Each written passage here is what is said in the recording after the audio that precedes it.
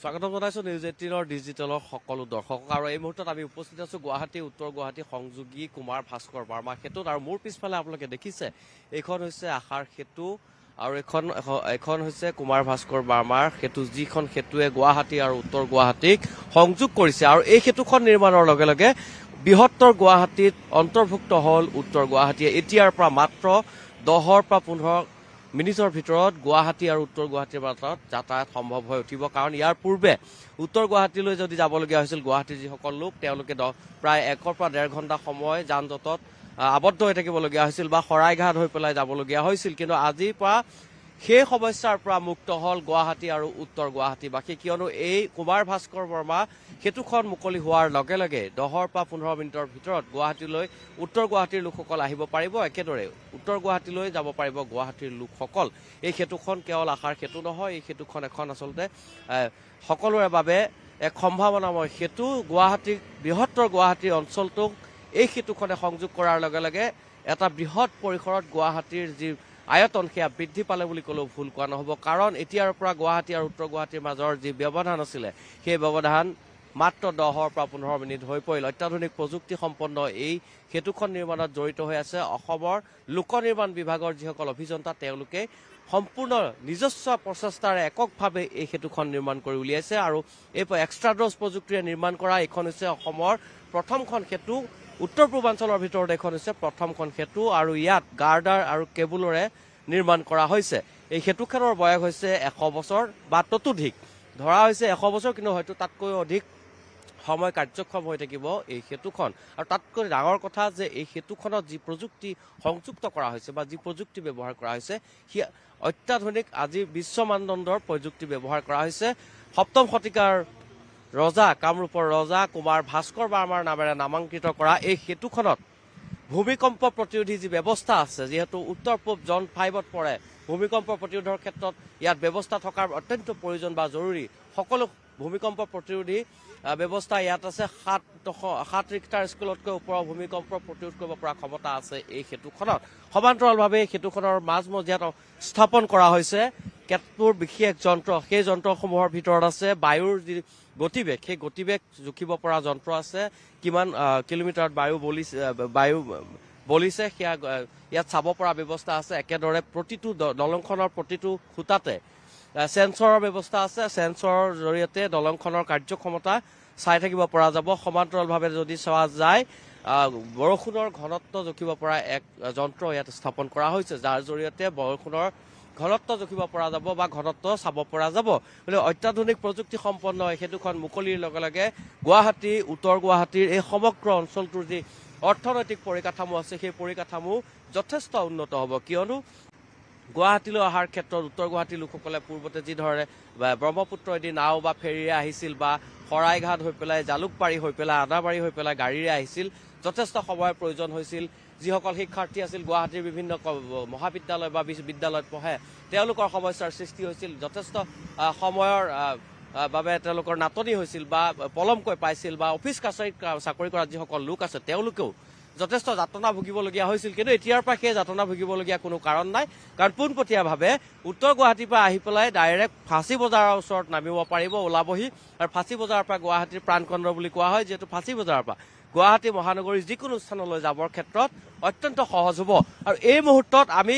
কিছু দৃশ্য দেখুৱাম যে এই সেতুখন মুকলিৰ পূৰ্বে ইয়াত যথেষ্ট নিৰাপত্তাৰক্ষী ব্যৱস্থা কৰা হৈছে মোতায়েন কৰা হৈছে আৰু সুন্দৰকৈ সজাই পৰাই তোলা হৈছে কিয়নো 1 বজাত আজি দিনৰ 1 বজাত প্ৰধানমন্ত্ৰী নৰেন্দ্ৰ মোদীয়ে এই সেতুখন মুকলি কৰিব আৰু ৰাইজৰ কাৰণে আগবঢ়াই দিব আৰু এইখন আশাৰ সেতু বুলি কোৱা হৈছে এইখন উন্নয়নৰ এক সৰ্বোৎকৃষ্ট চানেকি বুলি কোৱা হৈছে কেৱল সেয়াই নহয় এই সেতুখন মুকলিৰ লগে লগে অসম তথা উত্তৰ পূৰ্বাঞ্চলৰ ক্ষেত্ৰত এক যুগান্তকাৰী পৰিৱৰ্তনৰ উদাহৰণ হৈ উঠিব কিয়নো অসম চৰকাৰৰ লোক নিৰ্মাণ বিভাগৰ আমাৰ যিসকল অভিযন্তা আছে তেওঁলোকে বাহিৰৰ কোনো অভিযন্তা বা বাহিৰৰ কোনো লোকৰ সহায় নোলোৱাকৈ বা অন্য প্ৰতিষ্ঠানৰ সহায় নোলোৱাকৈ আমাৰ অসমৰ যিসকল অভিযন্তা আছে লোক নিৰ্মাণ বিভাগৰ তেওঁলোকে সম্পূৰ্ণ একক আৰু নিজা প্ৰচেষ্টাৰে এই সেতুখনৰ ডিজাইন কৰিছে আৰু সেতুখন নিৰ্মাণৰ ক্ষেত্ৰত সংযুক্ত কৰা যিসমূহ প্ৰযুক্তি আছে বা যিসমূহ টেকনিক আছে সেই টেকনিকসমূহ সকলো আমাৰ অসমৰ যিসকল লোক নিৰ্মাণ বিভাগৰ অভিযন্তা আছে তেওঁলোকেই সকলোখিনি ইয়াত কৰিছে। গতিকে আমাৰ অসমৰ লোক নিৰ্মাণ বিভাগৰ অভিযন্তাসকলৰ কাৰণেও ই এক আচলতে চমকপ্ৰদ এক নিদৰ্শন বুলি ক'ব পাৰি। কাৰণ ইয়াৰ পূৰ্বে অসমত এনেধৰণৰ কোনো সেতু নিৰ্মাণ হোৱা নাছিল, এনেধৰণৰ প্ৰযুক্তি সম্পন্ন সেতু নিৰ্মাণ কৰা নাছিল। প্ৰথমবাৰৰ বাবে এই সেতুখনে অসমৰ লোক নিৰ্মাণ বিভাগৰ যিসকল অভিযন্তা আছে, বিষয়া আছে, কৰ্মচাৰী আছে, তেওঁলোকৰ কৰ্মদক্ষতাকো আচলতে স্পষ্ট কৰিছে বা এই উদাহৰণ হিচাপে প্ৰতিফলিত কৰিছে। আৰু যিহেতু দিনৰ 1 বজাত আজি প্ৰধানমন্ত্ৰী নৰেন্দ্ৰ মোদীয়ে মুখ্যমন্ত্ৰীৰ উপস্থিতিত এই কুমাৰ ভাস্কৰ বৰ্মা সেতুখন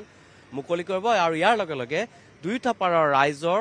যাতায়াতৰ ক্ষেত্ৰত যথেষ্ট সুচল হৈ পৰিব আৰু পূৰ্বৰ যি সমস্যা আছিল সেই সমস্যা নাইকিয়া হ'ব। আৰু এটা কথা ক'ব লাগিব যে এই সেতুখন নিৰ্মাণৰ লগে লগে উত্তৰ গুৱাহাটীৰ যি আৰ্থসামাজিক ব্যৱস্থা, উত্তৰ গুৱাহাটীৰ যি পূৰ্বৰ যি পৰিৱেশ, সেই পৰিৱেশ আগতকৈ কিছু সলনি হ'ব। কাৰণ গুৱাহাটী আৰু উত্তৰ গুৱাহাটীৰ মাজত পাৰ্থক্য নোহোৱা হ'ব, মাত্ৰ 10-15 মিনিটত অহা যোৱা কৰিব পৰা হ'ব সমান। ইয়াৰ লগে লগে এই দুয়োটা অঞ্চলৰ, বিশেষকৈ উত্তৰ গুৱাহাটী অঞ্চলৰ চমকপ্ৰদ উন্নয়ন যে হ'ব তাত কোনো সন্দেহ নাই। কিয়নো গুৱাহাটীৰ লগত উত্তৰ গুৱাহাটী এক বৃহত্তৰ গুৱাহাটী হিচাপে চামিল হ'ব। ইতিপূৰ্বেই গুৱাহাটী উচ্চ ন্যায়ালয়ৰ যি আৱাসিক চৌহদ বা যি ন্যায়ালয় ভৱন সেয়া স্থাপন কৰা হৈছে, আধাৰশিলা স্থাপন কৰা হৈছে আজি কিছুদিন পূৰ্বে উত্তৰ গুৱাহাটীৰ। আৰু তাৰ লগে লগে মুখ্যমন্ত্ৰীৰ বাসভৱনো নিৰ্মাণৰ কথা চলিছে বা নিৰ্মাণ কৰা হ'ব, যাৰ জৰিয়তে এই সেতুখনেৰে গুৱাহাটীক সংযোগ কৰাৰ লগে লগে উত্তৰ গুৱাহাটীৰ যিসকল লোক আছে তেওঁলোক আটাইতকৈ লাভান্বিত হ'ব। তাতোতকৈ লাভান্বিত হ'ব উত্তৰ পাৰৰ পৰা অহা, বিশেষকৈ তেজপুৰৰ দিশৰ পৰা অহা যিসমূহ বাহন আছে, সেই বাহনসমূহে বাইহাটা চাৰিআলি পাৰ হোৱাৰ পাছতে তেওঁলোকে পোনে পোনে এই চাংচাৰি পাৰ হৈ এই সেতুখনেৰে পোনে পোনে আহি গুৱাহাটীত উপস্থিত হ'ব পাৰিব। পূৰ্বতে জালুকবাৰী হয়,